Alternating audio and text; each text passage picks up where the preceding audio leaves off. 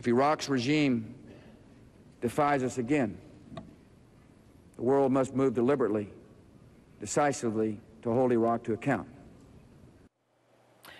One day after the first anniversary of 9/11, George Bush laid the groundwork for the Iraq War.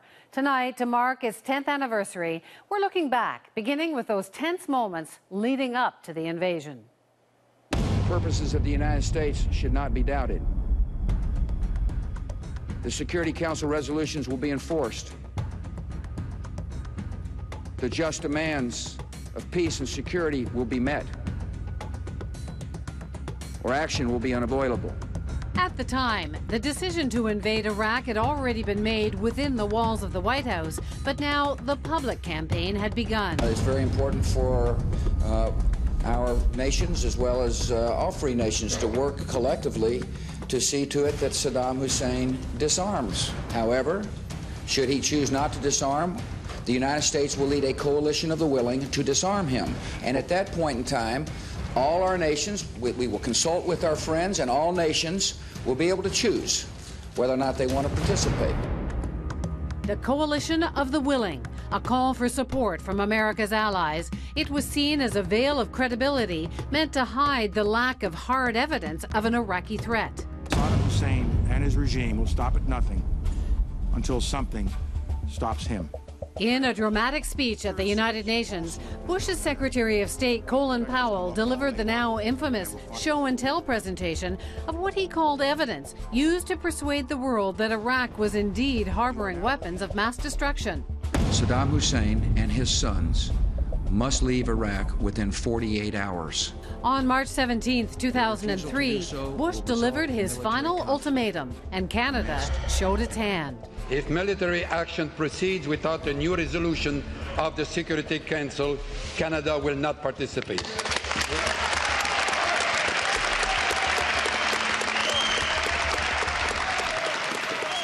Hi, Mr. Graham. How are you? Bill Graham was Canada's Minister of Foreign Affairs at the time.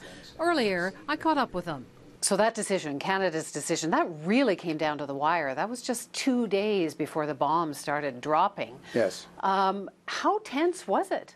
It was pretty tense. There was a lot of both domestic debate around the issue. There was people in the Defense Department, there was Cellucci, there were others, the business community, some of them, the National Post, you recall, headlines, you know, we have to stay with our American friends, we cannot afford not to if we're going to be in NAFTA. There was pressure from the United States. How much pressure was there? As Paul Cellucci said to me, is what we want is the Canadian flag. They wanted credibility. That was the Coalition of the Willing, because they recognized they were on shaky international legal ground. Why was it that Canada didn't buy the arguments about the weapons of mass destruction? Why were we different? You don't go to war if you're divided on the issue.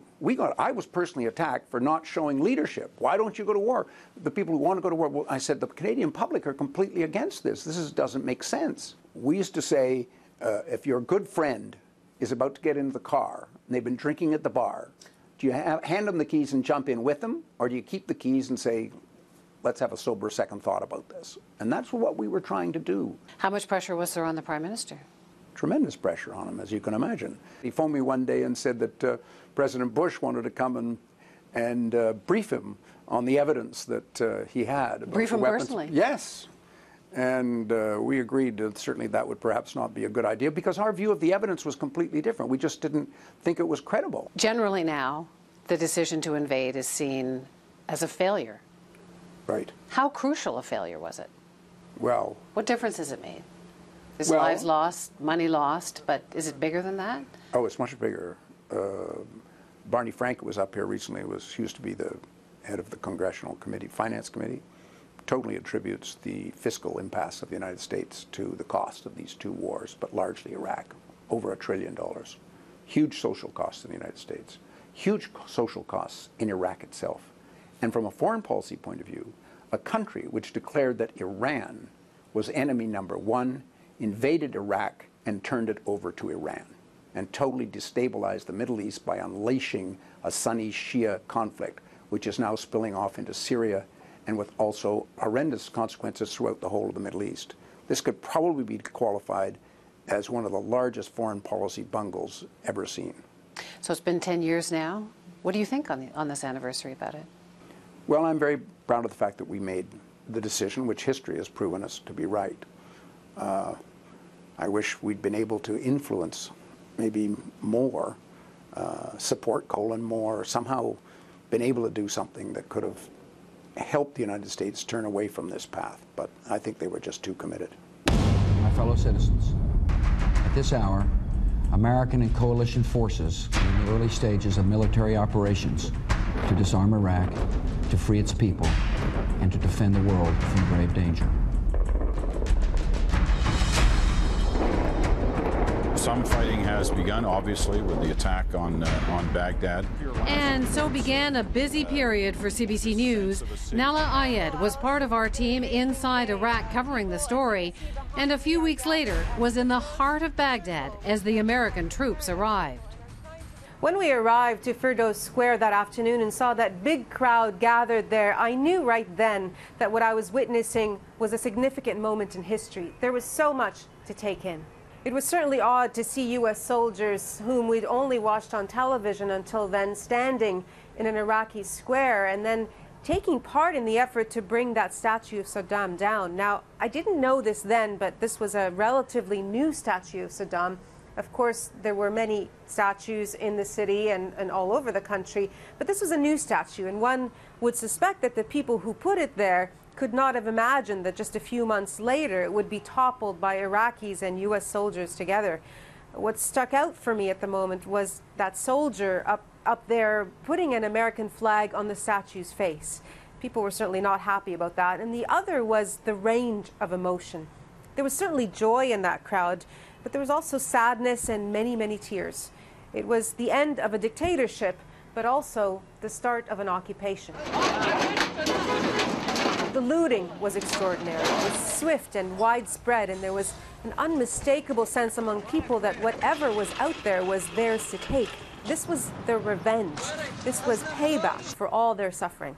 For the next several days, we met dozens of Iraqis. They had survived, but without electricity and without lights and without any contact with the outside world. So they frantically tried to find ways to connect with their loved ones and to find those loved ones who had been disappeared under Saddam. They had many, many grievances, but also a lot of expectations. So now just hang on just for a moment. We'll get back to you. The Bush administration had a lot of expectations as well. Remember, they said it would be easy to go in, rid Iraq of its dictator and deliver democracy at a cost of $60 billion. Well, check this out. The United States spent nearly $2 trillion to invade and occupy Iraq.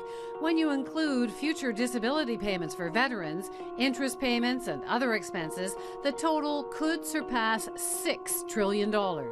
And the human toll? Nearly 4,500 American troops killed, more than 33,000 wounded, and another 318 coalition troops were killed. More than 170,000 Iraqis killed, the majority civilians, and 800,000 Iraqis were wounded. And it continues. Just this week, a series of bombs ripped through the heart of Baghdad, killing more than 60 people, a reminder of the broken country that remains. Our Nahlah Ayed is back with us now. So Nahlah, it's been more than a year since the Americans withdrew. What kind of Iraq did they leave behind? Well, there's been a great deal of writing recently to answer that question, and in the words of one of the writers, what the Americans left behind was a sovereign nation, but one that's not entirely stable. As you know, bombings happen there on a very regular basis, and in fact, just a couple of days ago, there were several simultaneous attacks, and that certainly does not contribute to a secure situation. And the other, and that's just one of the problems that Iraq is facing at the moment. The other is a very divided political scene.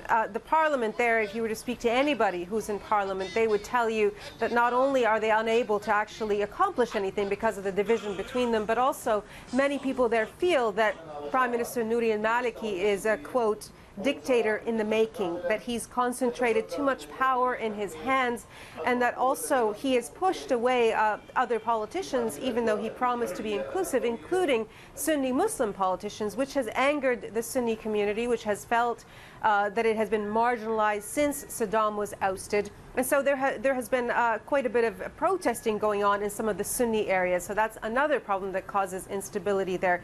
And on the whole, when you look at where this government stands and where this prime minister stands, he tends to be more aligned with Iran than he is with the West or with the U.S. And certainly you can imagine that's not exactly what the U.S. had in mind when it went in. Yeah, so let's move on now to how Iraq is doing on the economic front. Iraq has a lot of oil, so people might assume that the economy is doing well, but is it? Well, what we know, Wendy, is that Iraq is actually producing as much oil now as it did back in the 1990s, and that in fact salaries have gone up. As you recall, some teachers and doctors used to get paid $1 or $2 a month. Now they're up to $500 a month, more in keeping with the times. On the other hand, there are a lot of problems. There's no investment or little investment that's at least tangible or seeable on the ground. In infrastructure, for example, it desperately needs help on that front. And there are other issues in terms of just upgrading the way things work there. For example, electricity is still a problem. This many years later, Wendy, the same complaint we heard back then, that some Iraqis still get only a few hours of electricity a day. And so a big problem that causes that is corruption and graft. That is a huge issue in Iraq still right now. And there seems to be, because of the political division, no one's paying attention to that part of life in Iraq. You know, youth unemployment, for example. So even though in theory the wealth is there, in reality on the ground it's not translating. So not quite the future that was projected 10 years ago. Exactly. Thanks so much, Nahla. You're welcome. Nahla Ayed tonight. So where are the key players of the Iraq war now? Ali Hassan al-Majid, the king of spades in the deck of most wanted Iraqi playing cards, better known as Chemical Ali. He was executed in 2010. Tariq Aziz, the eight of spades, Iraq's deputy prime minister, he's been in prison since 2003 and is awaiting execution. And the most notorious one of the bunch, the ace of spades, Saddam Hussein. He was captured by American forces who pulled him out of a hole in the ground in 2003 and hanged 3 years later. As for the Americans, General Tommy Franks, retired 10 years ago, he now sits on the board of directors for Chuck E. Cheese's restaurants. Donald Rumsfeld, he resigned in 2006 after the Abu Ghraib prison scandal. And Paul Wolfowitz, who Time magazine called Godfather of the Iraq War. He's now advocating for a new invasion, this time in Syria.